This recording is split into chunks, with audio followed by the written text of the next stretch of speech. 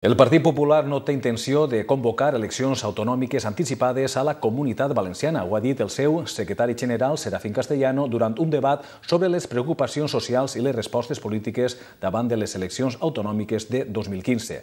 L'acte estava organitzat a València per la Reial Societat Econòmica d'Amics del País. Més que un debat, l'acte va ser una successió de monòlegs. El nombrós públic que desbordava la sala va ser qui va animar la velada al torn de preguntes. Encararen directament el títol de l'acte, les preocupacions socials i les respostes polítiques davant de les eleccions autonòmiques de 2015. Un dels temes més abordats, el possible tripartit. Marga Sanz, d'Esquerra Unida, el condiciona a la voluntat dels votants. En ese escenario trabajamos. Y si la ciudadanía con su voto posibilita ese cambio político, nosotros seremos responsables para llegar a acuerdos y hacer que ese cambio político se pueda dar. Enric Morera, de Compromís, diu que vol un canvi de veritat. No una alternança buida, no un canvi de sigles. Ha d'haver un contingut important.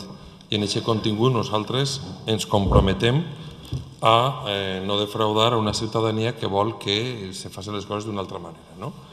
El socialista Ximo Puig tem trobar-se una situació pitjor de la que ara imaginen si arriben a la Generalitat.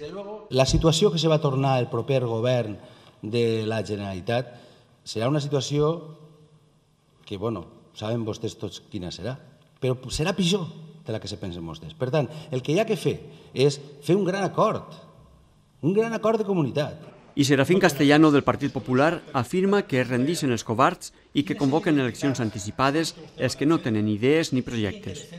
Quan un acord se basa en un objectiu únic i pràcticament que el resumís, que és d'arribar a qualsevol preu al Partit Popular del govern, sense programes o sense aquest tipus d'alternatives, crec que més d'un status quo o canvi és un retrocés. La llengua i les senyes d'identitat també es colaren al debat.